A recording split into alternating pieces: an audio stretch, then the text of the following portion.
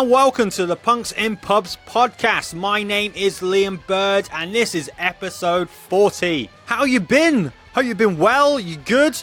I'm well, I'm good myself. I've just got back from Berlin in Germany. I'm just going to tell you it's in Germany. I don't know if you know if Berlin's in Germany. Who am I to judge? So we were in Berlin where we conducted 2 interviews for your audio pleasure. Both of these interviews went really well, and I'm not just saying this, but I really can't wait for you to hear them, because as you're listening to some interviews, you're hearing it and you're listening to it and your vibe is well and you've got that chemistry with the person you're interviewing and you're just thinking, fuck, this is a good interview. And for both of my interviews, that's the feeling that I got. So those interviews will be coming out in the next couple of weeks or months. But yeah, Berlin, wow, what a city. If you've never been, please go. It is such a cool place. It's chilled out. The beer's cheap. For a capital city, it's pretty cheap. The music's good. The bars were playing punk music when we walked in, which is very rare nowadays in London. It was just a great time to be had. Sadly, I was only there for 2 days, and I will 100% be going back to Berlin sometime soon. But Punks in Pubs went to Berlin just for you. It wasn't on a work thing. I wasn't really going there on a holiday. I wasn't planning it this year. I just happened to manage to book 2 interviews that I really wanted to bring you. So we hopped on a plane, went to Berlin, stayed in a hostel. And if you follow the Punks in Pubs on social media, you would have seen that we were posting things about the time that we were there. So yeah, we went. I paid for it out of my own pocket. I wanted to bring you some great audio. And then once we booked it, we got invited to Punk Rock Holiday in Slovenia, but because I paid for Berlin out of my own pocket, I am now broke, and I'm struggling to pay for Punks in Pubs to go to Punk Rock Holiday in Slovenia. I've now been doing this podcast for about 1.5 years, and I've never asked for you to contribute to anything, because I truly believe that all content should be free, not just this podcast. All content that is there to entertain, educate, for you to enjoy. But I can't continue to fund big projects like Germany or coming soon Punk Rock Slovenia on my own. I've gone and set up a GoFundMe webpage where I'm asking you to go and donate a few dollars, pounds or euros or whatever you use to grab a beer or coffee and help Punks in Pubs get to Tomlin, Slovenia, so I can bring you some great interviews like we did in Berlin at Punk Rock Holiday. You can donate by clicking the link in this episode description on your phone, or you can go on our social media sites where you'll see that I've posted up some videos asking for you guys to donate. We're not flying because flights are around £1,000. So what we're going to do is we're going to drive. We'll be driving the near 2,000 miles round trip from the UK across on a ferry. When we get into France, from France we're driving through Germany, through Austria until we get to Slovenia, and we're looking to raise some money to pay for the petrol, the ferry crossing, a place to sleep on the journey, because the drive itself is 18 hours, and to do that in one stint it's just not safe. So we're going to stay somewhere one night and stay somewhere on the return journey. So we need a little bit of money to help us fund all this. I understand that money is tight for a lot of people, so if you can't donate, don't fucking worry about it.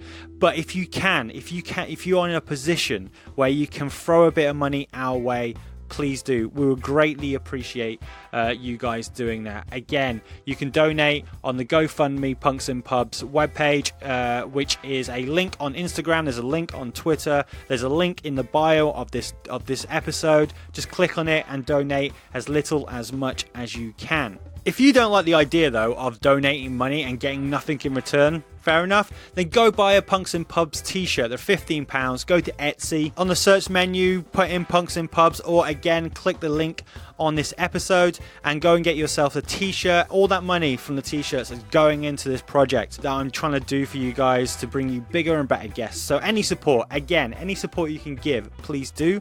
And I am going to shut up now about that because we've got a great episode. Episode 40 sees me sit down with a pint in the Royal George pub in Soho with Richard Kopcut.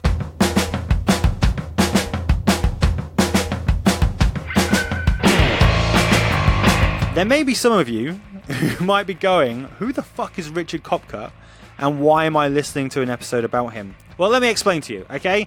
Richard Kopcut is a man who, back in episode 30, was referenced by Jeff Horton, who is the owner of the 100 Club. Go back, listen to that episode. It's a great interview. You'll really enjoy it.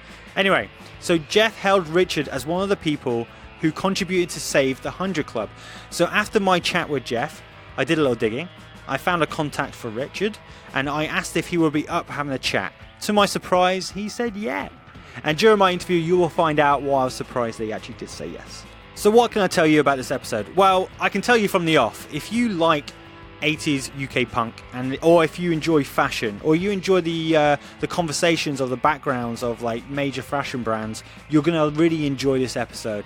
And I'm not saying this because this is the episode whereabouts it's the newest episode, like people talk about their favourite record being their new record. I legitimately believe this is one of the best interviews that I've done. I just enjoyed it so much. And the reason I enjoyed it was because I was coming at it from the same angle that you will probably be listening to it.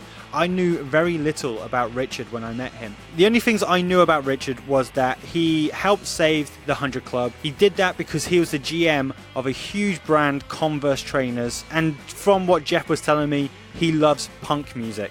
So I wanted to sit down and I had a chat with him, and it was just really an interesting chat because with a lot of the bands that we interviewed, some of the bigger artists, let's say, bunny ears, quotation marks, some of the bigger artists, when you're doing research, they've already done hundreds of interviews, so you already kind of know the answer that you might get to your question. Well, Richard is just not on the internet.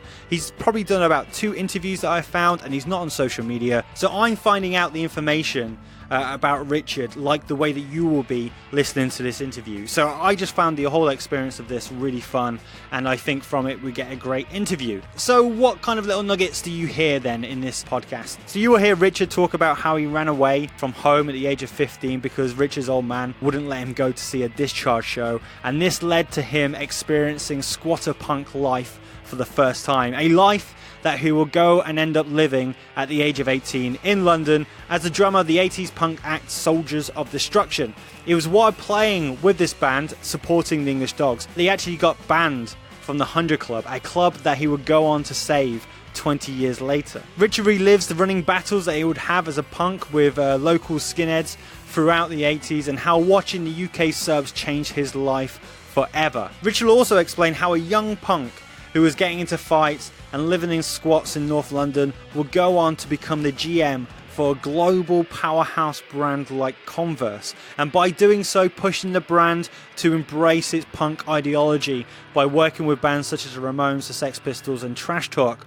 But ultimately his punk beliefs made him reevaluate his time at the company once Nike sent in their own people to take over the Converse project. We of course talk about Richard's part he played in saving the 100 Club, and we end with Richard telling a beautiful story on how he ended up living his boyhood dream, drumming for the UK subs.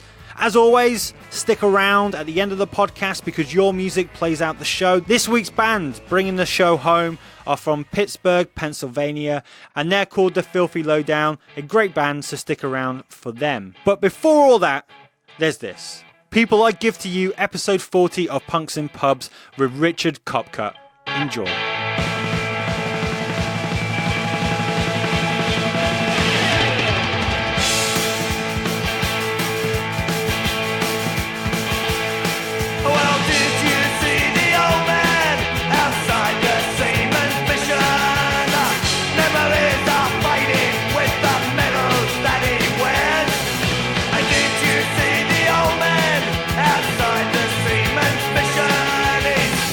Another hero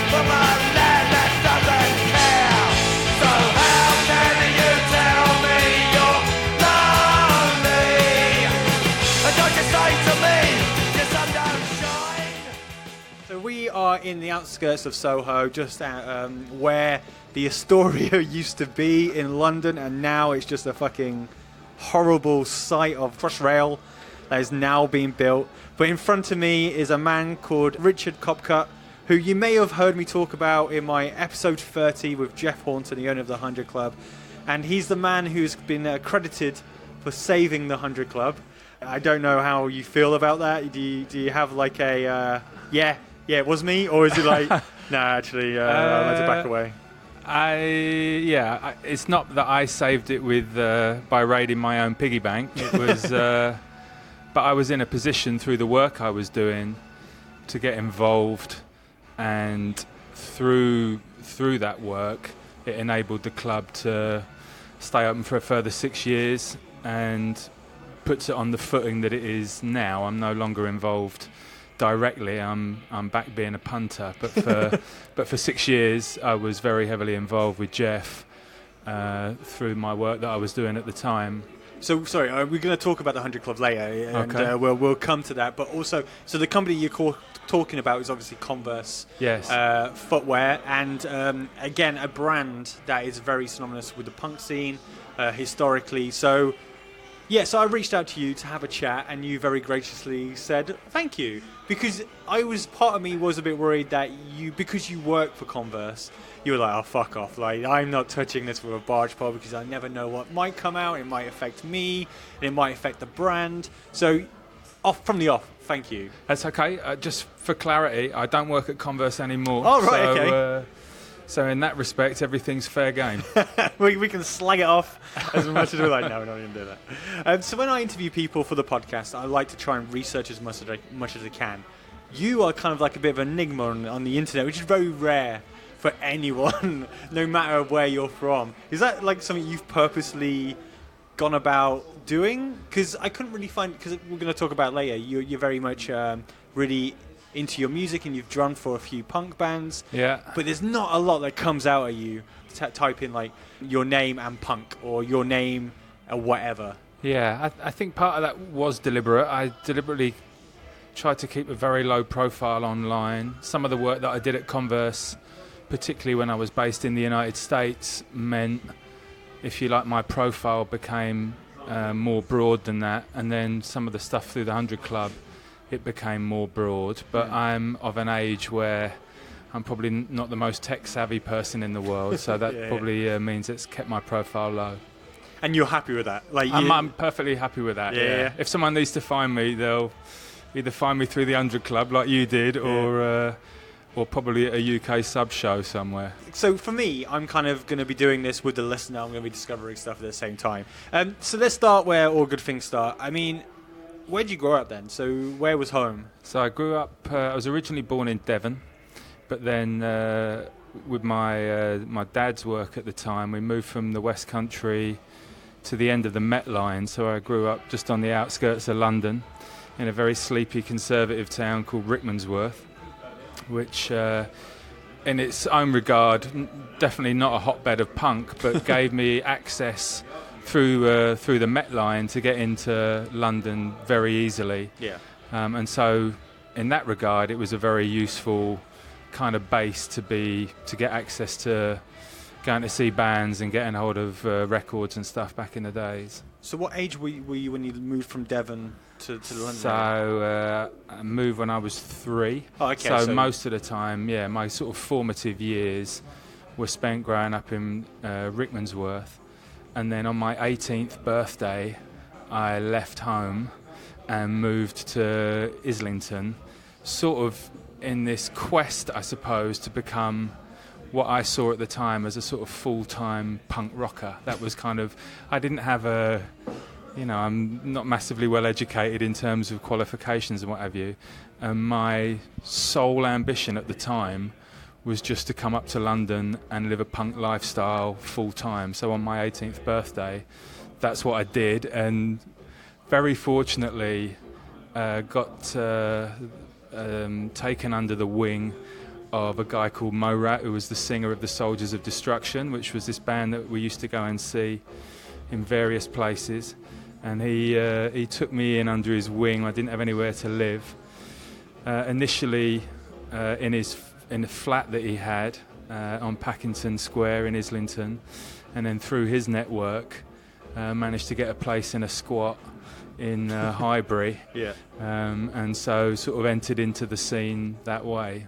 So why did you leave home? Was it like was your parents giving you shit for the way that you were trying to dress and act? I grew up before it sort of became fashionable. I was in a single parent family. My mother actually died she died in a car crash on the way up from Devon to Rickmansworth. So it was just me, my brother, and my old man, because my sister had also died in the crash.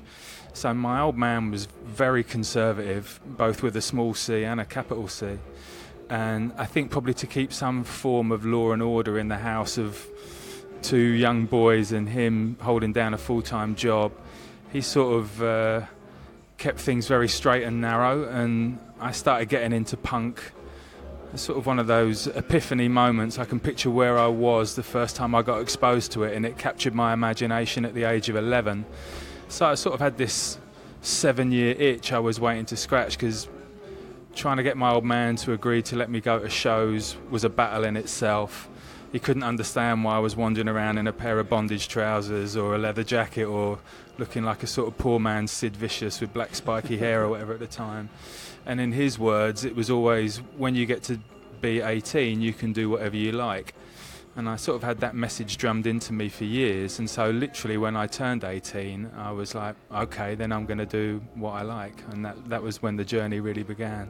So was your brother also into punk? Or no, not really, although I will credit my brother. He got me into a lot of bands that I think have stood the test of time, that other, I think, sort of bands within the punk scene have given credit to. So stuff like Roxy Music, T-Rex, Dr. Feelgood, Ian Dury, all those sorts of bands. My brother was into that, so I still love all those bands now. And I think that gave me a taste for that type of heavier rock kind of music. But then when I discovered the sort of attitude of punk, I suppose, and the spirit of punk, that almost became my music that made it different than my brother's.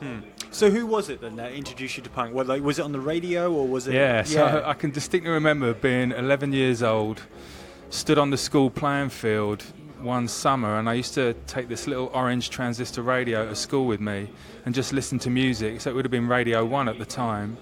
And I remember them playing Peaches by the Stranglers, and incredibly, bearing in mind this would have been a Tuesday lunchtime or whatever, it was the original version of Peaches, unedited. Yeah. So here I am at 11 hearing people talking about what a bummer or whatever, and of course when you're 11 you can't believe that there are songs like this.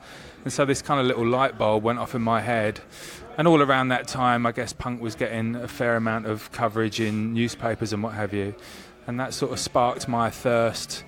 I bought Peaches, was my first single that I effectively bought. I was so gutted when I found out it actually came in a picture cover, and I just got mine in a plain white sleeve.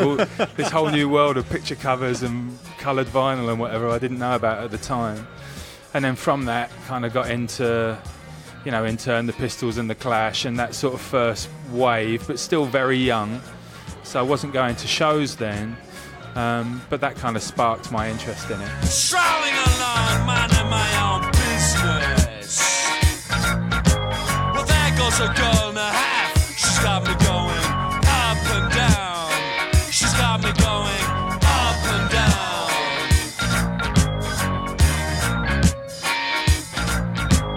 Walking on the beaches, looking at the beaches. Did you have like friends who you can go to and go, have you listened to this? Or was it very much on the island of one? Yeah, really, I have to say it really was an island of one. And even when I went through secondary school, so I started secondary school in, I guess it was 78, something like that. There were a couple of lads there that used to come to shows with me as we started going to shows in our sort of mid-teens. But no one, I think, took it maybe as seriously as me, and it's not to say I was like the A1 punk rocker or anything, but I don't know what, it just completely captured my imagination. I loved the music, I loved the style, I loved the attitude, and for whatever reason it just bit me harder than it seemed to bite others at school. So was it the rebellion then? Because like you were saying, like your dad was very affirmative, and this is the law, and this is how you do it.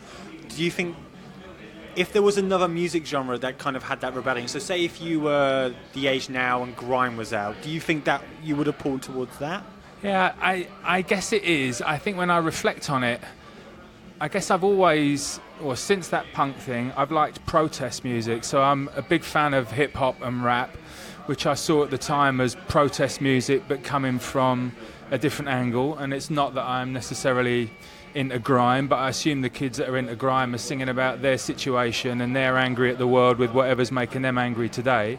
So I guess if I was 11, 12, 13 or whatever now, that might well be my music of choice. But I got the punk bug, and it's stuck with me ever since. So you moved from your home to essentially a squat.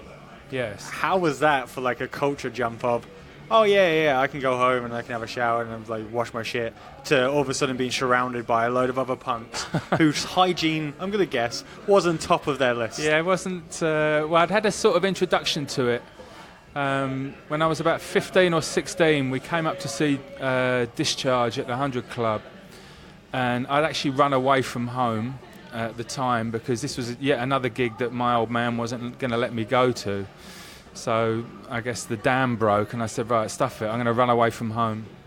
So I came up with a sleeping bag, and we went to see Discharge at the 100 Club, and then again meeting Morat because we knew him through the Soldiers.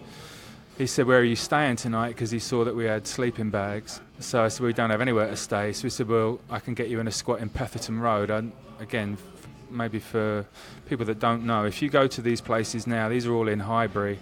So Petherton Road, Beresford Road, Northampton Park, these are all incredibly expensive houses now. Yeah. But back then, which would have been 81, 82, these places were derelict, you know, incredibly, nobody wanted to live there. Beautiful old Victorian houses.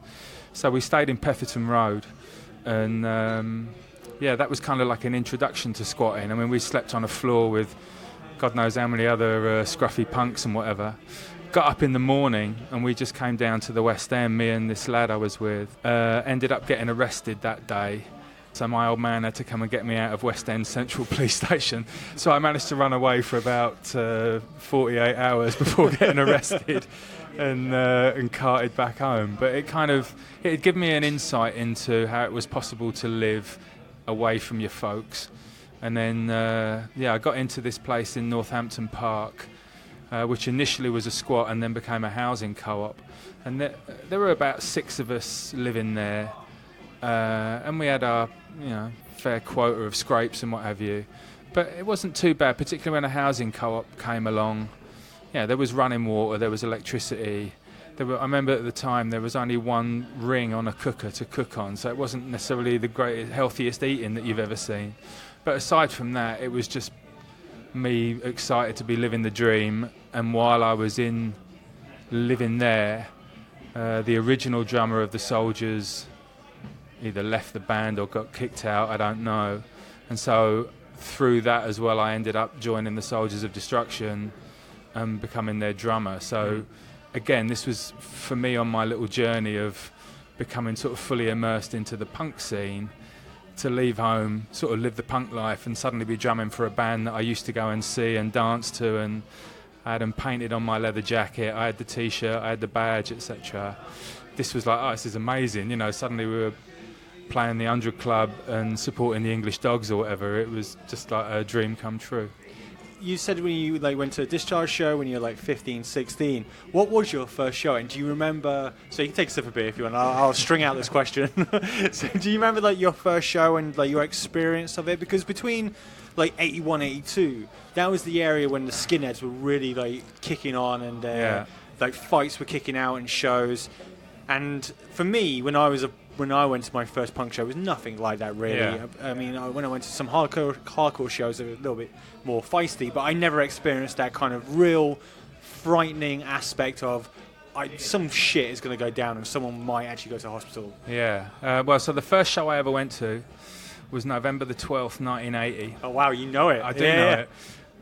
At the Hemel Hempstead Pavilion, which I mean, Hemel Hempstead is one of the ugliest towns in the country, and the good news is the pavilion's been bulldozed, but it won't take away the fact that that's where I went to my first show. It was the UK Subs.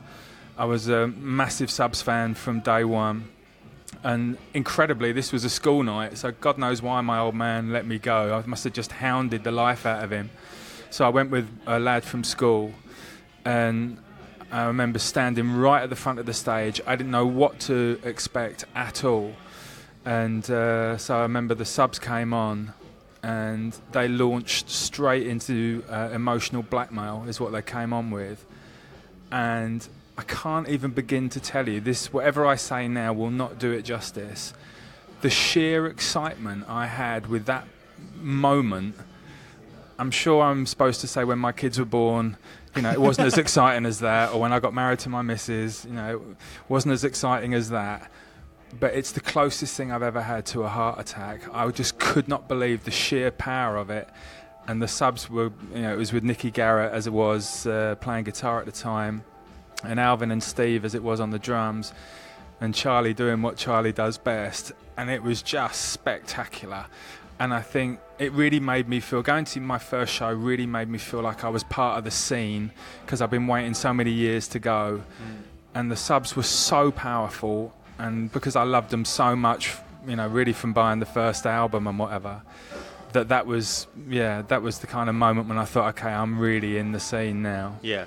Obviously, you're right at the front, so behind you it must have been like kicking chaos. Yeah. Did you? How long was it until you were in there, or was it like instant? Like, I see that, I'm in there. Yeah. To be fair, at that gig there was no problems, but the more we started going to shows, and certainly coming up to London, you would get a lot of trouble. Basically, every gig you went to, there would be trouble of some description. I remember in '81 there was a really great tour called the Apocalypse Now tour, which was Discharge, Exploited, the Nowhere League, Antipasti and Cron Gen all on one bill. And they played at the Lyceum. Every Sunday night there used to be gigs at the Lyceum. And so we came up to buy tickets in advance, because there was, obviously this is way before the days of the internet and whatever. And having bought the tickets, we walked back down the Strand, and we walked underneath this scaffolding where they were doing a shop up. And we were laughing at the time, saying, I wonder who's going to be dumb enough to walk under this sort of alleyway after the show, because if you do that, you're obviously going to get into trouble. Anyway, we came out of the show. It was a fantastic show. And of course, we were all giddy. We didn't know where we were headed. We walked down the Strand straight into this kind of alleyway of scaffolding. And it was like a scene from Tarzan. We had all these skinheads were up above us on the scaffolding, and they sort of swung down. And I can even remember what they said. They said, "Hello, boys." So we were like, okay, this probably isn't going to start off very well.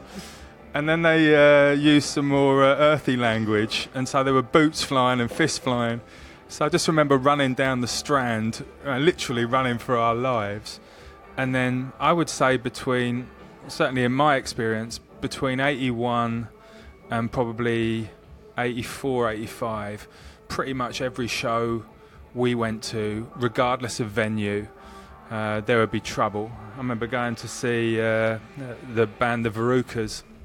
We went to see them up in Scunthorpe, and me and this lad Plug, we hitchhiked up there. We turned up, and I knew the Verucas because I've been doing a bit of roadieing for them, so they got us in on the guest list and whatever. We got into the venue, and God knows where it was in Scunthorpe, but this place, there must have been 150 people there, and we were basically the only two punks in the entire venue. We thought, God, this could be the longest night ever. So I go into the little boys' room just to do what you need to do. I turn around, and the toilet was absolutely full of skinheads. And they were like, hey, you know, you punk bastards and whatever. So we were like, okay, mate, you know, we don't want any trouble here. And as soon as we opened our mouths, we've got, I don't have a Cockney accent, but if you're a Scunthorpe skinhead, we would have sounded like Cockneys. So of course they couldn't believe their luck. Firstly, they didn't like punks, and then they didn't like Cockneys either. So I ended up getting a smack in the mouth. My front teeth are still chipped from where I got this smack in my mouth. So that was kind of life of being a punk rocker in the early 80s, was just, there would always be, some chaos somewhere. Yeah. The worst I think I ever saw was an all-dayer at the Rainbow, which the Angelic Upstarts headlined. And the Rainbow obviously is no longer a music venue, but it's sort of like Brixton Academy size, I guess. And from the minute we turned up there to the minute we went home, it was started at 2 o'clock, finished at 11 or whatever. It was just running battles, and the old Bill came in with police dogs, and I mean, it was just absolute chaos. So on the one hand, that was that sort of nervous excitement, and always adds a little bit of an edge to the evening. And on the other hand, you think, I really don't need to get clumped here, because that'll definitely put a downer on the night. Just trying to watch a show, mate. Yeah, exactly. Calm the fuck down. Exactly.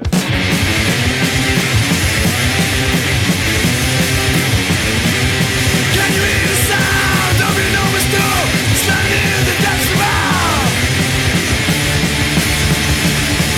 A positive last destruction. Can you hear the cries of pain, the mournful sound?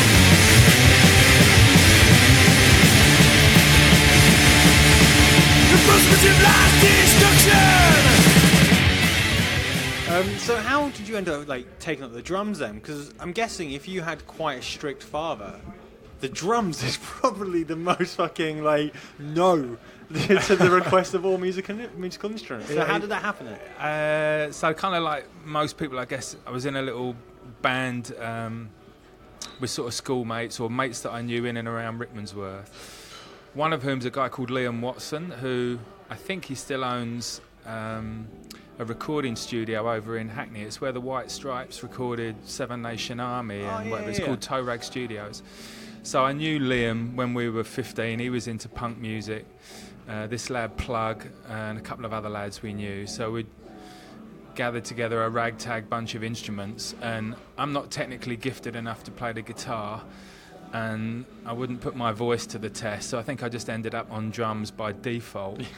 I couldn't really play, and then someone showed me how to play Never Again by Discharge, which when I look back now it's a relatively simple drum beat, but at the time you'd have thought I just found the cure for cancer or something. I'm like, oh my god, this is amazing. So I remember drumming that and thinking, oh, this is incredible, this is how Gary Maloney does it. I actually met Gary Maloney a few years later and told him that story, so he was sort of a huge inspiration to me at the time.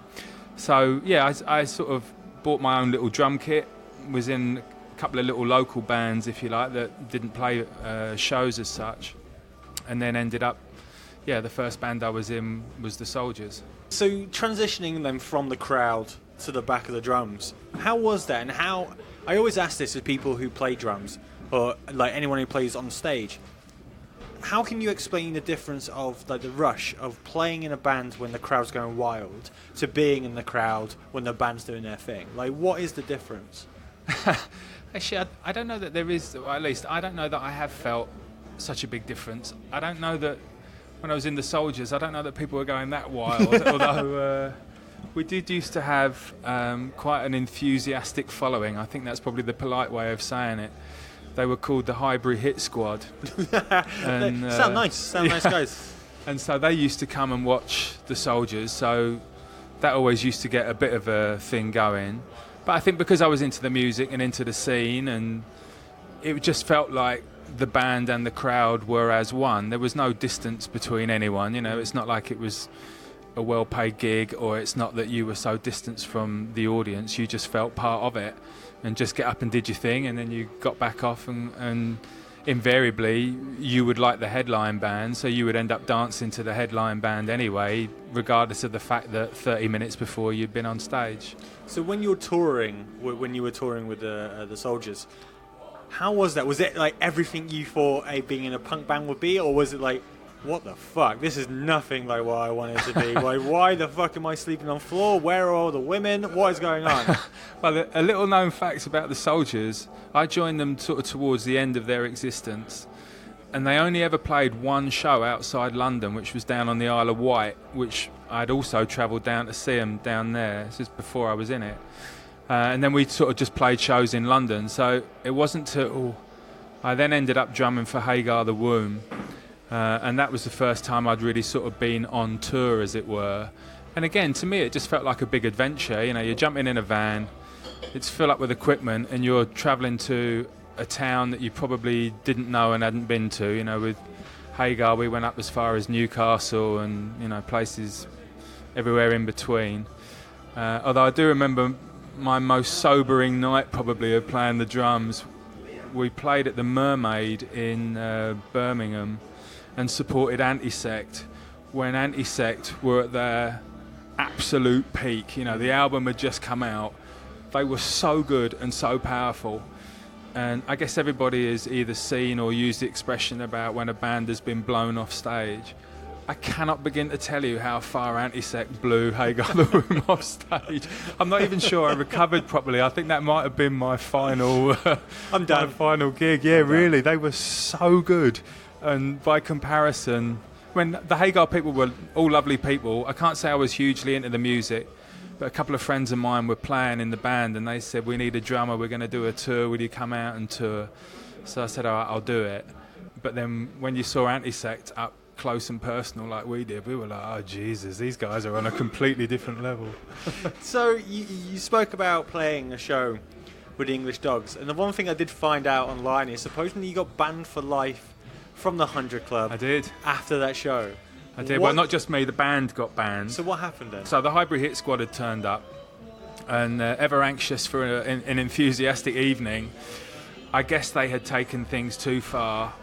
Knowing that group, it would have been either taking it too far with the security people at the 100 Club, which is a distinct possibility, because at the time there used to be a lot of trouble between bouncers and audience, or maybe there was some other issue around some sort of criminal damage or, you know, some fight or whatever it was. So we didn't really know we'd been banned at the time. We played with the English Dogs, and then we had another gig lined up to support Broken Bones. And we got a letter through.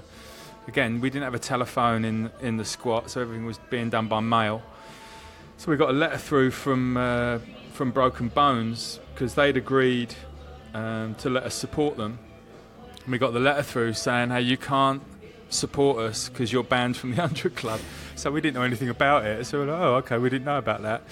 And it was sort of funny when I realised we were going to talk about the 100 Club, but it was sort of funny when I did hook up with Jeff.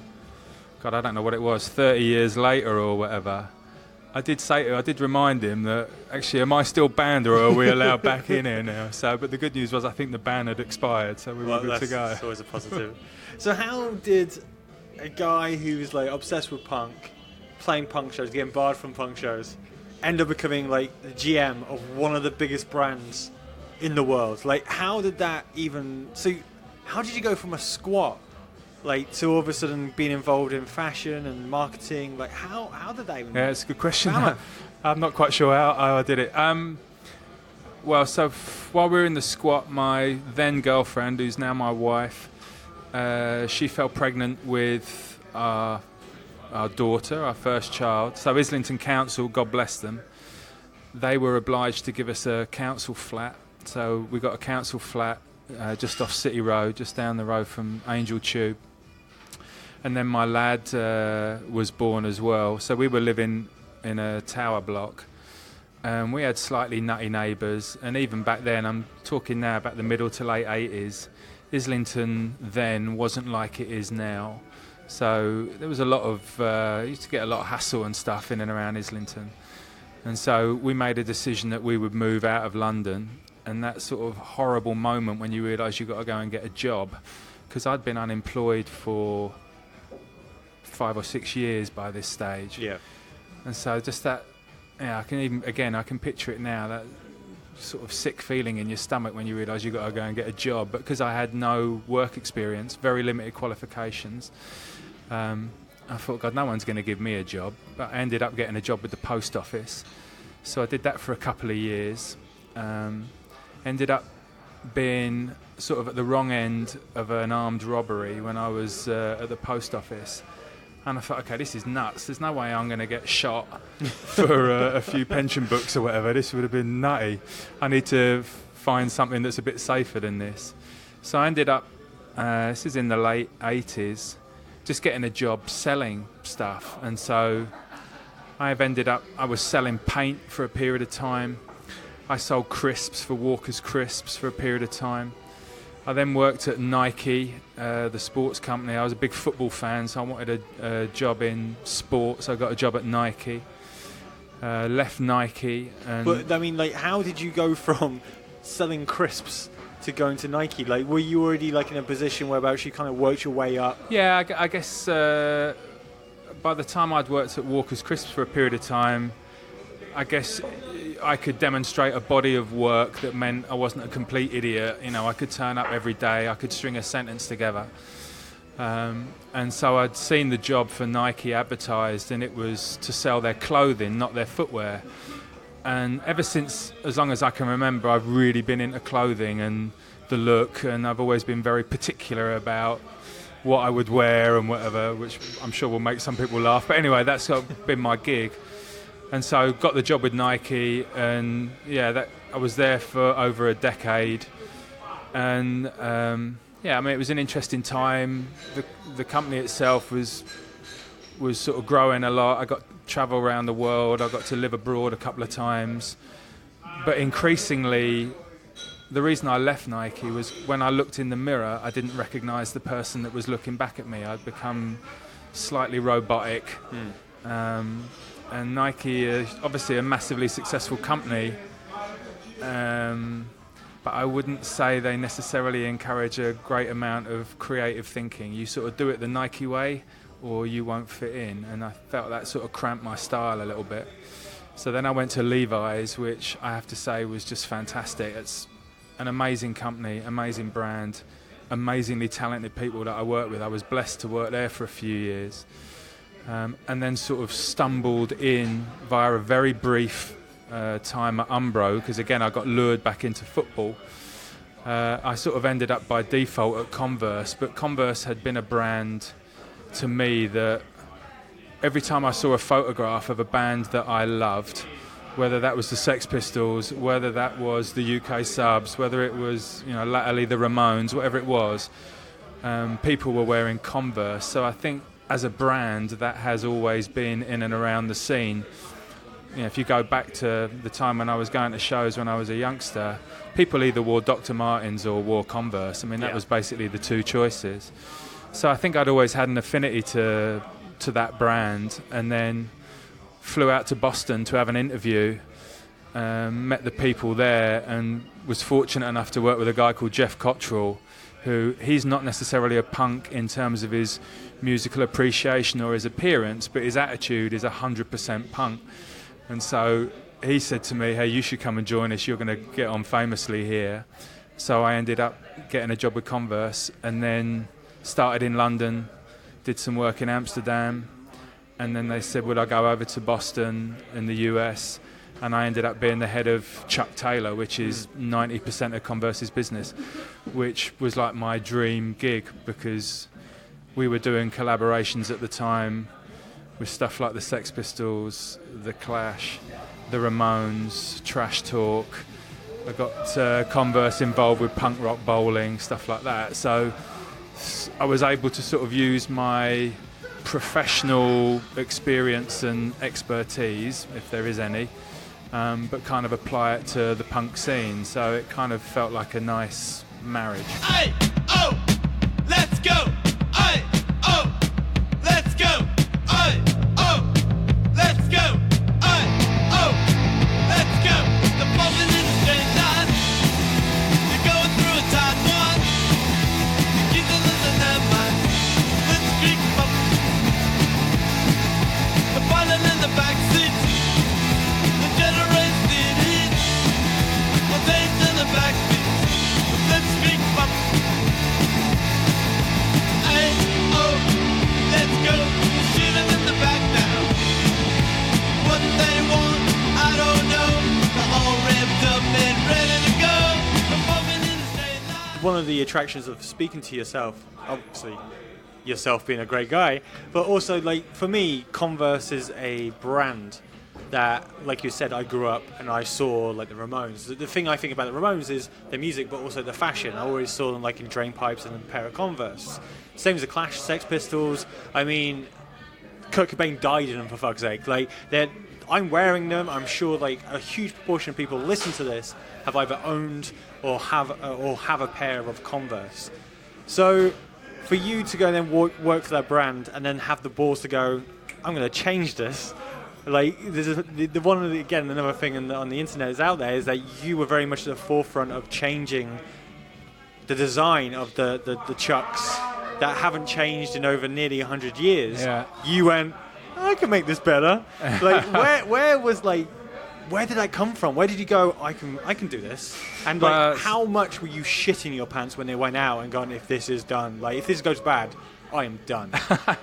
The insight for, I wouldn't say I changed Converse. I would say I maybe amplified what they were doing, certainly through the punk scene, because it was obviously already involved in the punk scene. We were challenged again by Jeff to say, how well do you know the people that wear Converse? We think we know them, but do you really know them? So it was an interesting challenge. So to get under the skin of the guy and the girl that wears Converse, there was me, a guy called Ryan Case who worked on footwear at Converse, and then a guy called Steve Clark who worked on apparel. We went back out on the road with a band and toured with them for 10 days, 24 hours a day, so that we lived their life, to sort of see what does today's Converse consumer need from their footwear and their clothing. And spending all day with them, travelling in the van, doing the show and then the after show, it gave us an insight that said there's sort of 3 parts to their day. The first part is travel. So they're sat in the back of a van.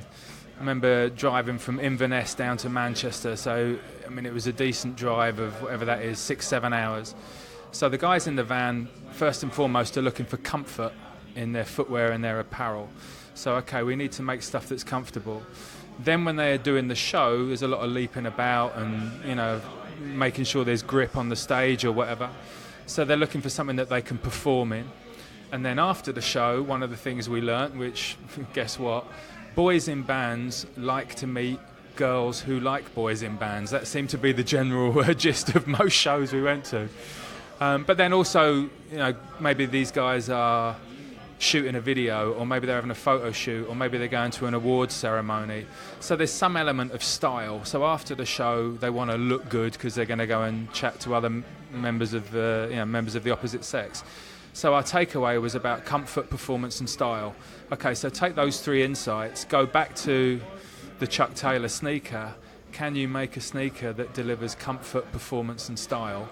And so that was sort of the genesis of what then became Chuck 2, which, there was an awful lot of sneakers sold when we launched that sneaker. I mean, well over 1 million pairs were sold on launch of that sneaker. So I would hazard a guess that's probably the most successful sneaker launch in the history of sneakers, because generally people, when they make a new sneaker, they might make, for something that's on general distribution, they might make 20,000, 50,000, 100,000, but they're not making 1 million pairs, which is what that Chuck 2 did. So it was a great exercise to be involved in. I can't say we were nervous about it, because I think we had a good insight into what the consumer wanted, and so we felt confident in the product. So when you're working for a company, I mean, there's going to be people listening to this who are possibly going to go, why the fuck are you talking to someone who's worked for Nike? It's basically the anti-establishment against punk. Punk is meant to be independent DIY. Why are you talking to him? Have you had that kind of thrown in your face of, if you go to a show and someone goes, oh yeah, really getting on, and then you go, oh, what do you do for a job? And you have to explain you work for Converse. Have you had that, and how do you deal with that? I can't say I've had it a lot. Off the top of my head, I can't think of many instances. Most people, I think, because, to your point, they'll either own a pair, they'll know the brand, or they'll be aware of the brand's involvement with whatever they're doing, putting on shows or whatever. Most people are probably interested about it. Most people will say, can I have a free pair? So I can't say... Yeah, I've just got them in the back. I can't say I necessarily got a lot of static about it, but I think it is a fair observation. I think when I worked at Levi's, I mean, for every picture you can show of someone at a show wearing Converse, Levi's can show you 10 pictures, because Levi's are just as established in the scene as Converse are, as Dr. Martens are. The Nike thing, I think that's, as I said earlier, I stopped recognising who I was when I worked at Nike. I don't think I was a particularly good employee there in terms of some of my behaviour and my attitude, and I think I'd lost sight of a lot of my punk values. I tried to still keep my punk values even when I was working in a corporate environment, and of course when you work in a corporate environment sometimes they'll be diluted. I'm sure some people listening to this will say that's a load of bollocks, you know, it's very black and white for people. I understand that, but I was trying to find a home for myself in a brand that shared the same values of me, and then maybe you could steer that brand towards doing some good. If I look at what Converse was doing then when I worked there, I mean, I think they did a lot of good in the scene, whether it was the 100 Club thing, got involved in Rebellion, got involved in punk rock bowling. We used to randomly get various bands. I remember Peter Test-Tube phoning me up. Would we pay for them to fly out to the States because they didn't have enough money to get out to the States, so we paid for their flights and stuff like that. Just trying to do the right thing by bands that had always supported Converse. We didn't see it as this is an opportunity to make money out of these people. We'd already made our money out of these people because they were already wearing Converse. This was our opportunity to say thanks, and we're going to give back. I will say the way Converse is run today, it's definitely not about the scene anymore. You know, they wouldn't extend their deal with the 100 Club. They stopped doing punk rock bowling. And of course what happens is other brands think this is a great opportunity to get involved. So the good news for the scene, Dr. Martens are now doing punk rock bowling. Dr. Martens do Rebellion up in Blackpool. Fred Perry jumped into the 100 Club, and Converse have gone down this route of sport and basketball and signing Miley Cyrus, whereas the Converse I knew was helping out the 100 Club and doing a collab with Trash Talk. So you almost couldn't get to two different ends of the spectrum. So I don't work at Converse anymore. I came to an agreement with Converse that meant I don't work there anymore. I think it's fair to say that their version of what Converse is and my version of what Converse should be are two completely different things. So it's probably better for them that I don't work there anymore. Mickey Mouse is dead, got kicked in the head, cause people got too serious, they planned out what they said. They couldn't take the fantasy, tried to accept reality, analyse the laughs, cause pleasure comes in halves. The purity of comedy, they had to take it seriously, change the words around, tried to make it look profound. A comedian is on stage, it's taken for a wage. The critics think he's great, but the laughter turns to hate. Okay, let's talk about the 100 Club and how you end up coming to, I'm going to use quotes, saving them. I mean, it's an elaborate way to get yourself back in through those doors, really, to go and save them and go, I'm allowed to come now. So how did you hear about it? Because from what I understand, the club literally was 2 weeks from closing and shutting down. What was the conversation for you at Converse? Yeah. Or was it just, I'm doing it? Like, I'm doing this. This used to be, I don't want to use the word Mecca, but this used to be like my stamping ground. I think Mecca is accurate, right? It's the oldest rock and roll club in the world. Every Tuesday and Thursday night was punk night, and I and thousands of others cut their teeth in the punk scene at the 100 Club, and that ignores the fact that thousands of people cut their jazz teeth at the 100 Club or cut their reggae teeth at the 100 Club. So it was September of 2010. I was going back home after work. I lived back down in the West Country. So I was on the train. I read the paper. There was a little piece in it that said the 100 Club's going out of business. And I thought, that's too bad, because I obviously had a huge love of that club. I've seen so many bands there. Even ignoring the fact I was banned from there, I still love the club.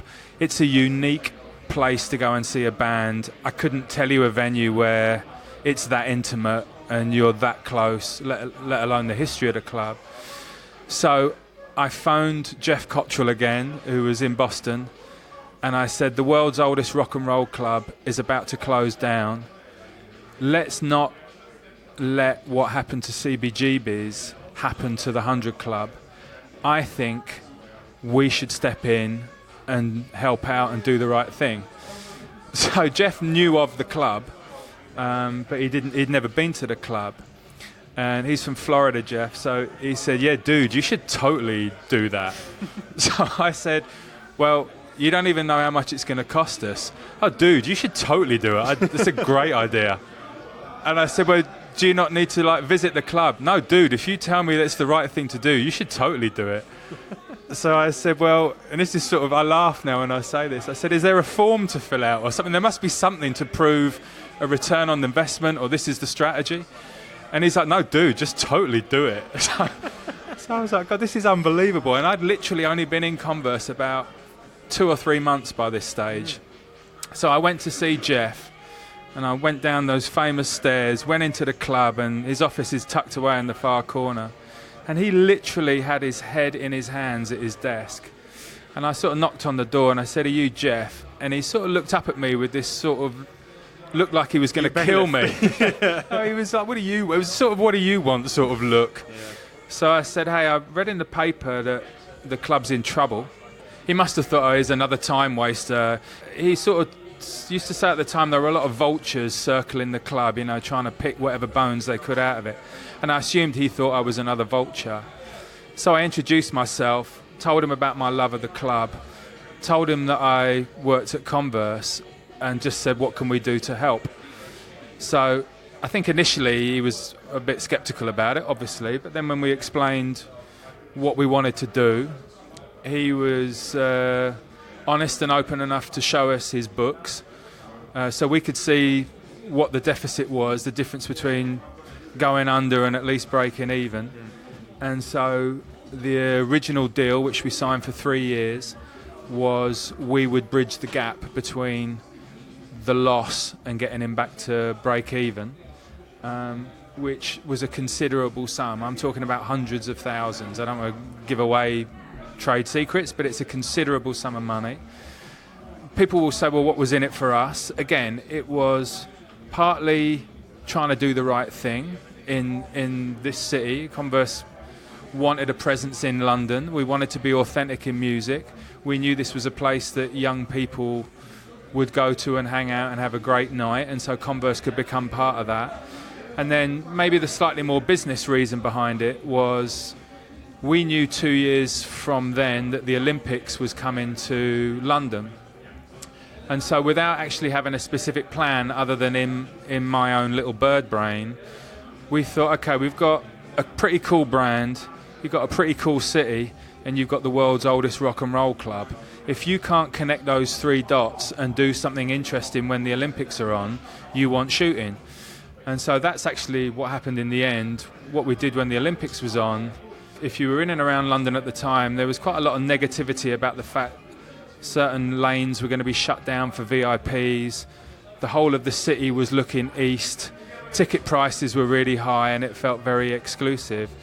So we did the complete reverse. We tried to steer everybody's attention to look west, back into the West End. Tickets weren't expensive, they were free, and everyone was welcome, not just an elite few.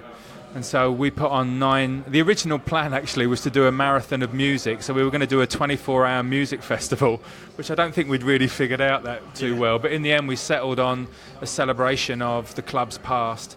So we did 9 nights of music, and each night was a different genre that was kind of associated with the club. So there was a reggae night, there was a hip-hop night, Paul Weller played down there, Blur played down there, and I was able to curate the punk night. So, of course, that meant the UK subs were back on the list, which was a given.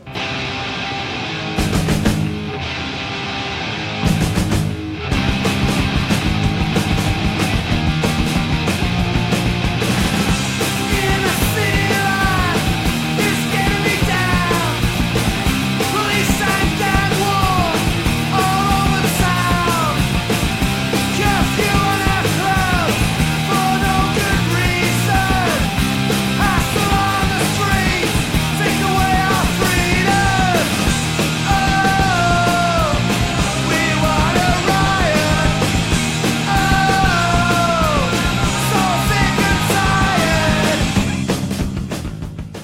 I don't want to pry, but I'm again searching for the very limited information I found about you. Your son is now in a band. He's been in a number of bands, yeah. And like, are you living vicariously through him? Are you like, I want you to do this because I never got to do it? No, I will say he's infinitely more talented than I am at music, infinitely more talented than me. And I think where I'd joined a band for a laugh and, I don't know, whatever we used to get at the time, a crate of beer, he's approached it as in, I'm trying to make a living at this. Yeah. So, and I sometimes think it's a failing in my parenting. He was obviously brought up on a steady diet of punk rock. And whilst he has an appreciation for punk rock, he sort of tended to lean towards more hardcore metal. So, you know, the likes of a Hatebreed, for example, Chimera, that sort of type of band. So he was much more in a metal scene than a sort of straight up punk scene. So he was in Rise to Remain, which was a sort of British metal band. So I mean, he toured the world with them, did amazing shows. Then he sort of fell out with them. He was in a band called Axe Wound, which was a kind of yeah, it's a quality name. He was a kind of, it was like a sort of not a celebrity band as such, but they had Matt Tuck from Bullet for My Valentine was in it. Liam from Cancer Bats was the singer. My lad was on bass, Makey on guitar, and Jason Bold, who's drummed for various people, including Killing Joke. So he was in that for a while, and then he set up his own band, which is called Zoax, Z-O-A-X, which I think he was at his most happy with. Again, did a lot of touring, both in the UK and abroad. That's sort of been on the back burner for a couple of years, and for the last couple of years, he has just been making music.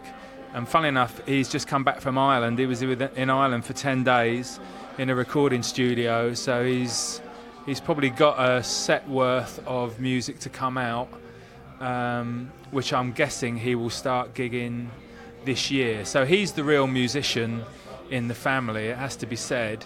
And I guess like all parents, you want your kids to do well at whatever it is they choose to do. So, and my kids, my lad's a musician, so he works his socks off and makes no money. And my daughter is a lawyer. She really works. Yeah. She really works her socks off, and she does get rewarded for what she does. So we've got sort of opposite ends of the spectrum. I will tell you a funny story. My lad got signed by EMI when he was at Rise to Remain, and he was only 18 at the time. So he had he came back with a contract from EMI to sign. He was like a dog with two tails, because he's like, I'm going to get signed by EMI. This is unbelievable. So of course I tell him all about the Pistols and EMI, and it goes straight over his head. He's not interested in that at all. And my daughter, she's a litigation lawyer, but she's also done a lot of contract law. So she reads through this contract and she says, only an idiot would sign this contract. It was so heavily weighted in favour of EMI. And of course my lad just immediately signed it and gave it back to EMI. And then he probably lived to regret that about 4 or 5 years later. But anyway. There you go, kids. Read the contract. Don't just sign it. So we're going to wrap this up because we're coming to an hour. And also, you're actually going over to the 100 Club to go and watch the subs soon. But when we were communicating, you told me to ask you about what happened a couple of weeks ago, where basically you ended up drumming for the subs. I did end up drumming for the UK subs. So tell that story. What happened? So this really was like my dream come true. I'm a colossal subs fan. And there's a few of us about. The more I've travelled around following the subs, you end up seeing, some very familiar faces. And so last year alone, I think I saw them about 20 odd times. I went out to America to follow the US tour, followed them around here and whatever. So I know the subs really well. They're always very kind to me and they look after me. And I've had a few credits on their albums, which again was like a dream come true for me. Anyway, I got a phone call from them. And they said, are you coming to the show tonight? So they were playing in Worcester. So I said, yeah, I probably am going to come along tonight. So they said, oh, that's good because we can't find Jamie, the drummer. So I said, oh, okay. So they said, we might want you to drum for us. So I thought, yeah, very good, I'm sure. So I said, oh, maybe I should come along slightly earlier than normal because normally I'll get there sort of just before they go on. So then they said, yeah, that would be good because you can go sit down with Alvin and Steve and go through the set. So I thought, okay, these guys are actually serious here. Suddenly it got a bit serious. So anyway, I put the phone down, drove up to Worcester, assuming that by the time I got there, Jamie would appear. Anyway, still no one had heard from him. So then I'm upstairs with the subs, and they're saying to me, what songs do you know? So I said, well, I know them all, but whether I can play them all, that's a completely different story. So, and again, in a never to be forgotten moment for me at least, I basically picked my own sub set list, and still no sign of Jamie. So then went down and played the entire set for him, which I think we just about got away with it, I think. Yeah, and it was like a dream come true. It really was. So what happened to Jamie? Can you say? He had been... I saw Jamie on Wednesday, actually, at the Subhumans. I went to see his other band are called You, which people should check out. It's a really great band. I saw Jamie. He had been at rehearsals, I assume with You, and then he'd gone out in Camden and he'd been arrested. I won't tell you what he was arrested for. It was nothing like weird. It was typical. If you know Jamie, you'll go, okay, that figures. But when you see Jamie, he should tell you, not me. So he'd been arrested. He'd been kept in for 24 hours, which is why he didn't make the show. And then they let him out and he joined the tour again. And so I can say, I drummed in the Soldiers of Destruction. I drummed for Hagar the Womb. And for one night only, I drummed for the UK subs, which that's it. I can die a happy man now. Well, let's end it there then. Richard, thank you so much for your time, man. It's been a pleasure. I wish you all the best in whatever you do, and thanks. Thanks, Liam. Cheers.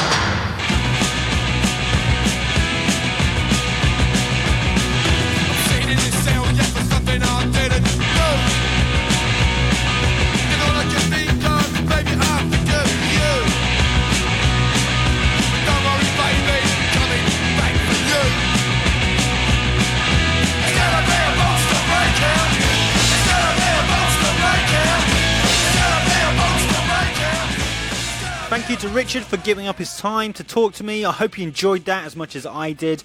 If you did, then please go rate and review on iTunes. Right, that's it for me. Let me just take a quick moment to remind you, please give what you can to our Punks in Pubs GoFundMe page. Just click the link in this episode bio on your phone and give as much or as little as you can.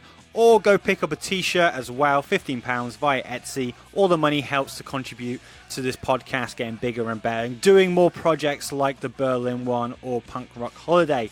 Let's take this podcast home. Playing at the show is a band named The Filthy Lowdown. They're based in Pittsburgh, Pennsylvania, and this track is from their new album, El Accidente, an album that was produced by Joe Queer of The Queers, guest of episode 38, go back and listen, and mixed and mastered by Ryan of The Atom Age, not a guest on this podcast. This track is called Mischief, and it's pretty fucking good. Right, we're gone, we're out of here. If you go into a punk show and you see someone fall down, you pick that motherfucker right back up. Until next time, bye-bye.